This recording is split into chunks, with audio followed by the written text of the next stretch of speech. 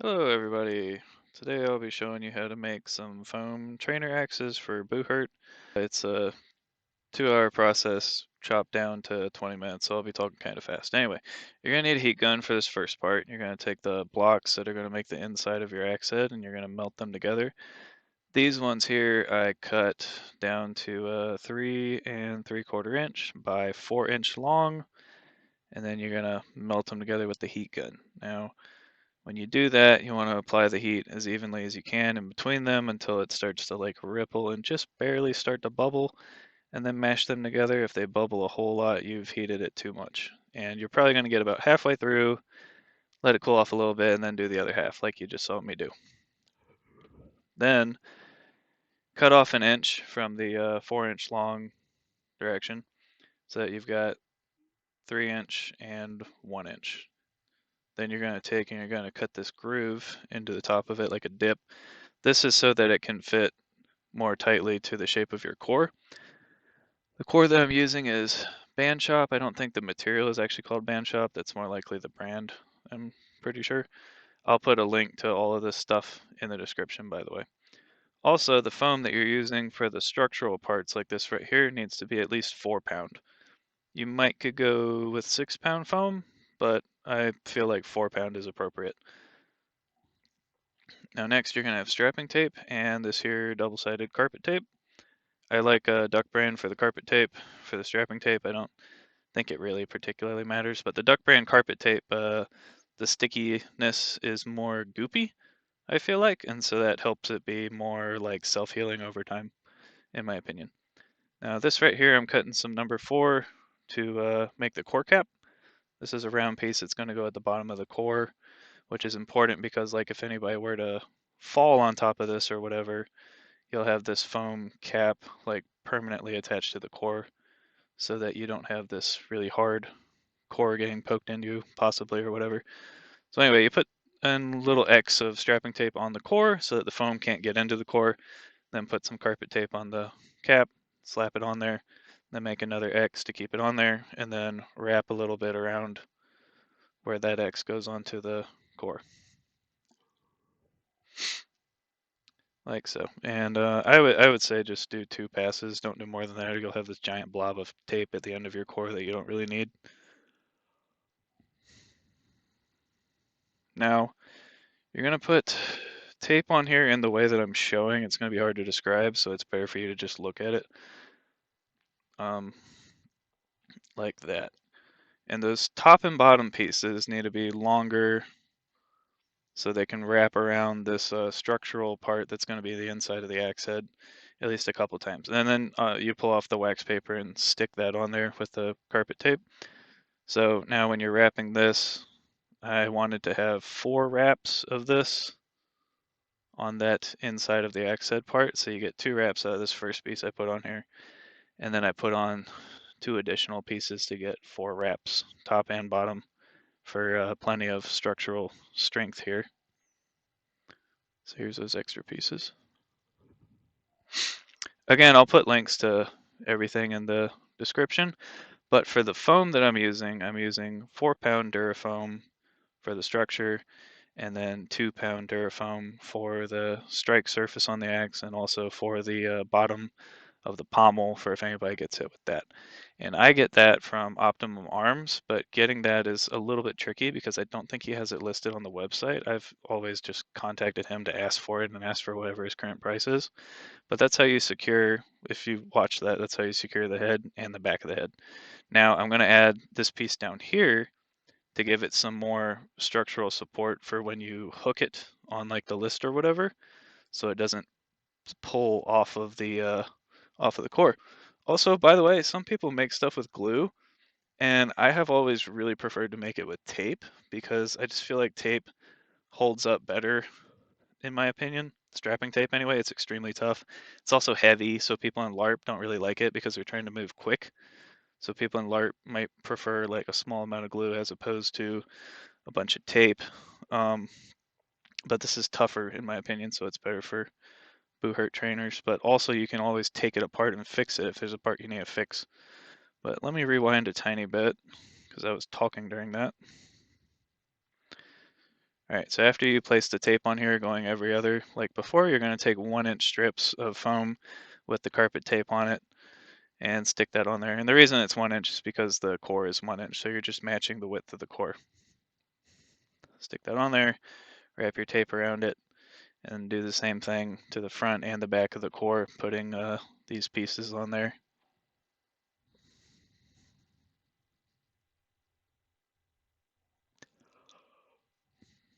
And then after you put these pieces front and back, then you would make the side pieces. So because you got these 2 1/2-inch pieces and then a 1-inch core, that's 2 inches, so you're just going to cut 2-inch wide strips.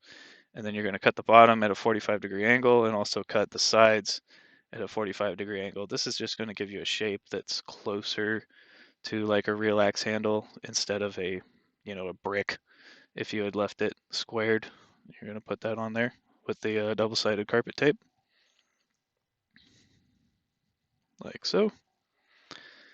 And right there, I'm just figuring out how long the handle needs to be and whatnot. And then you can trim the bottom also to give you a little more room.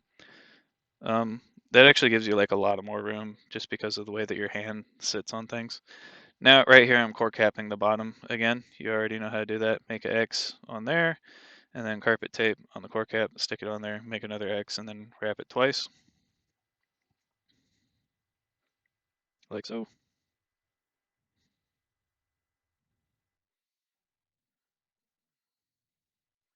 All right, so here you're gonna just need about 2 inches of room at the bottom, which is about the width of the tape. And this time we're gonna do the every other tape again, but we're doing it with 1/4 of the width pieces compared to the tape. So like that. And then you got these pieces there that you cut to the length of that. So again, it's 1 inch wide by 2 inches long is how long these pieces need to be. And use the carpet tape, stick it on there, put the tape on. Putting the strapping tape on it like this prevents it from twisting. It helps. And then cut these pieces to fit the sides. So these should actually be basically square, really, because you got 2 inch wide by 2 inch long. So these are pretty close to square. But anyway, cut those 45-degree at the part that's going to your handle, and then 45-degree on the sides. Same thing as before. It just makes it look more like a handle. Wrap the carpet tape around the bottom and up the sides. Stick those pieces on the sides, and then add another piece of carpet tape across the bottom. Yeah, like I'm doing right here. Cut that, peel that off, stick it down on a piece of number 2 or 2-pound foam, and then trim that to fit and cut the bottom all 45-degree angles so it's just nice and round. And I trimmed that a little bit more to just give my hand a little more room when I put it on the handle later on. Now for the handle shaping, what I do, I used to use chopsticks, and you can do that, but this time I couldn't find chopsticks, so I just got a really skinny wooden dowel. Just break that to the length. Go ahead and put the tape on in a couple places. I think I did 6 on this one. Just tape going every other direction, and then a piece of carpet tape front and back. Slap 2 sticks on the front and 2 sticks on the back. Then wrap the tape around, and this will give you a nice kind of elongated hexagon handle, which is really good for indexing. Side note, I think it's Buhurt Tech that they put hexagon cut out. They trim their handles to be like hexagon shaped, and it's pretty nice. I'm not endorsed or anything by them, or I'm not sponsored by them, I meant to say. But I like their handles when I've seen their things. Anyway, so now you take another piece of another piece of 4-pound foam, lay the axe head on it, draw a line at the end of the axe head, and then mark another line 1/2 inch forward from there. And what you're gonna do is you're gonna cut off the excess at that second line, but then you're gonna use that first line 1/2 inch in to mark where you need to cut a 45-degree angle, like I'm doing right here. You're gonna do that on both pieces like so, and then you're going to stick those on the axe head inner structure with the carpet tape. And go ahead and wrap it around the front and up the sides, just like we did with the pommel. And then you're going to put that on there with the opening. You're going to put that on there such that the 45-degree angles create like a dip opening in the middle. and later you're gonna set your a piece of 2-pound foam cut to fit in there to just let it have a little bit of extra squish while still having structure coming forward on each side of it. Then put some strapping tape going from the X head to the side of what would be the shaft.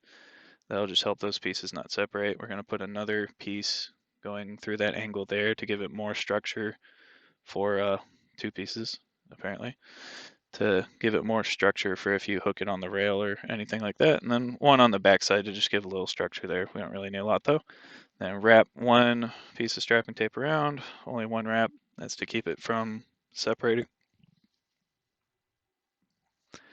Now measure out the size of that on some 2-pound foam. You're going to need 3 of these. 2 of these you're going to cut 45 degrees on the sides. One of those is to fit in that groove, which is this one right here. So just make sure it fits and then put some double-sided carpet tape on there. Stick that in there.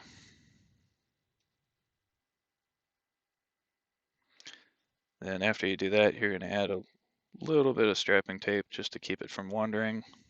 Yeah, so just one piece there, and I think that's all I did, actually. No, never mind. I did more. Okay. All right. Okay. So one top and bottom. That's half the width of the strapping tape. That'll just help keep those side pieces from separating over time. Oh, an important thing about this, if you build this in the cold, it will be prone to separating. So what you need to do if you build this in the cold is then take it inside and put it in front of a heater or something to get it warmed up so that all the sticky can help set up. And then you saw I wrapped a piece of strapping tape around top and bottom also to help keep it from separating. And then put double-sided carpet tape on the middle layer of the 2-pound foam, stick it on there, and then here's me modifying the final layer. So I cut 45 degrees on each side and then a 45 degree at the bottom just to kind of give it like a typical axe shape when we're all done, and then stick that on there. Now you're going to add some more strapping tape, just one strip top to bottom on there. Don't put a shitload of strapping tape on that strike surface or else it's going to hurt a decent bit when you hit your friends, and we're not trying to destroy our friends during soft kit practice. We're not trying to flex on people, we're trying to learn, you know. So anyway, now we're going to add the cover parts. So this is a wood grain duct tape that I used to get from Hobby Lobby, but the last few times I've gone to Hobby Lobby looking for it, I can't find it. And so this one here I ordered on Amazon, I believe, and I'll put a link to that in the description also. But we're gonna, so I'm making like an X back here with the small pieces going on the corners, and then the big pieces go on the bigger front and side surface areas.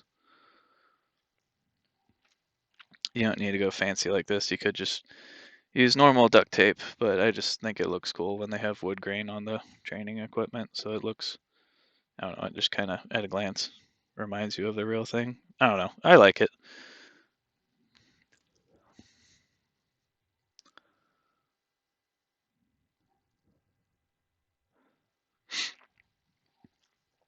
Now for the middle part, the longest part of the haft, I like to put one on the back side to start it off, and then just kind of layer it wrapping around toward the front, and then your final layer is just square on the front by itself, not overlapped. Well, it overlaps the other two.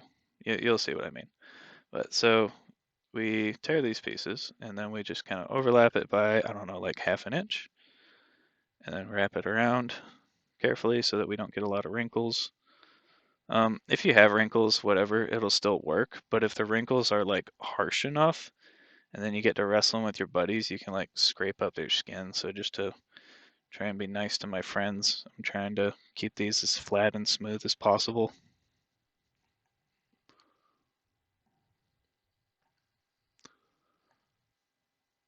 Like that, and then we're going to have 2 more coming up, one on each side that overlap, and then we're going to have the front one that overlaps with those 2, and that'll finish out the haft wrap. And like I said, if you don't like the wood grain look, you could use, you know, whatever you want to. You could use other duct tape, or really you could even use cloth tape if you wanted to. I mean, a lot of people's axes when they're actually fighting are completely covered in cloth tape anyway. So really, if you were to wrap your trainer in that, it might look more like what you actually fight with, but I just like the wood grain look, so I like doing this. Something to note here, if you're using these with normal soft kit helmets kind of thing, they'll last a very long time.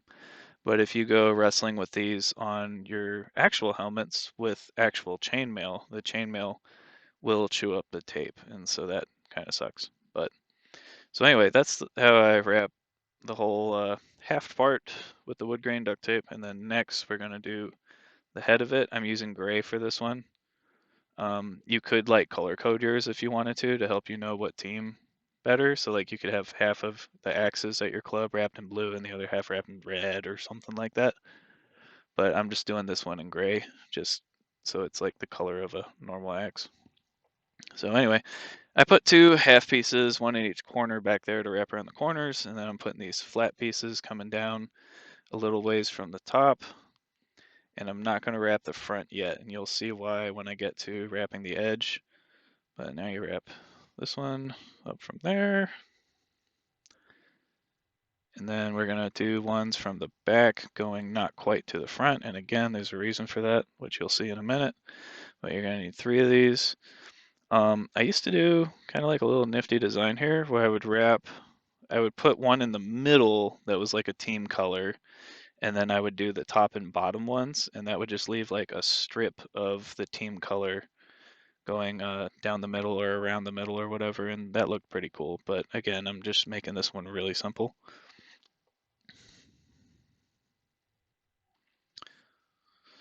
So now for the edge, here's why we don't wrap it all the way to the front, is because this edge with cloth tape might get chewed up quicker than the rest of it. And so this is the last place that we're going to put duct tape, and that makes it so that you only have one wrap of duct tape to take off in order to get to where you put on and take off the cloth tape when it eventually gets worn out. It just makes maintenance later on easier. And also, if you eventually just wear out the foam here, it'll be really easy for you to get to that foam and just pull it off and stick new foam on without having to unwrap everything.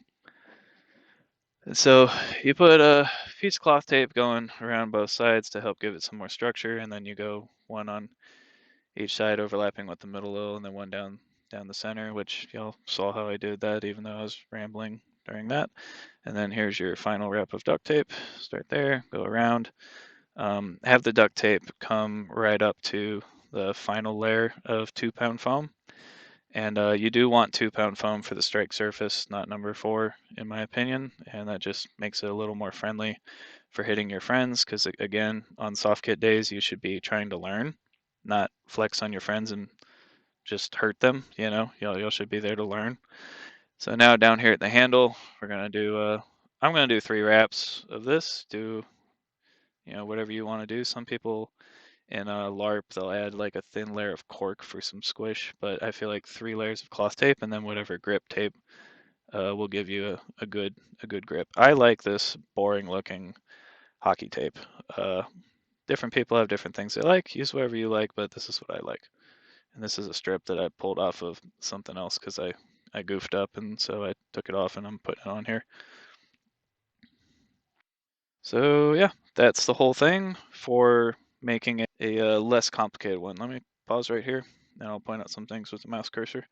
So this is the old type that I used to make, and they would take like close to 3 hours to make, I think, whereas this one I just made took about 2 hours. And part of why is because I put a lot more of the every other tape, like all through here, a lot more. That takes some time. But also, you'll see this little bit of a hook here.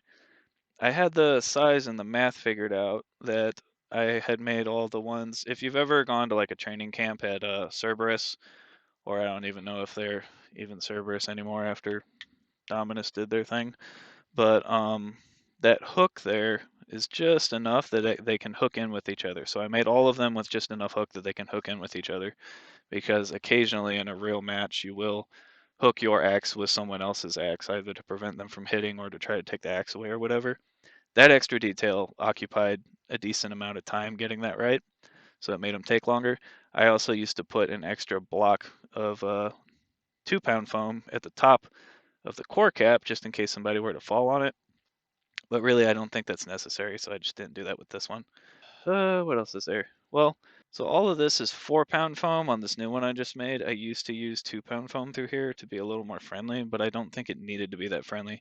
And really, once that 2-pound foam gets worn in, you can start to feel the core anyway. So really having the 4-pound foam through here might actually be more friendly long term than the 2-pound foam, but I don't know because I haven't tried it out for a long period of time yet. Also, these old ones that I made for Cerberus, I was using Hellcore, which was like $80 per stick, whereas these I used the Band Shop, which is a lot cheaper. Now, I used Hellcore because that's what I was familiar with from LARP, but really Band Shop is probably the better material for making a Buhurt trainer. And the reason I say that is because it's about as tough as Hellcore, maybe even a tiny bit more tough, but significantly heavier. In LARP, you want the lighter materials to move faster, but for making a Buhurt trainer, you're trying to replicate the weight of an axe, and so I think that the Band Shop is really the better option. It's already heavy.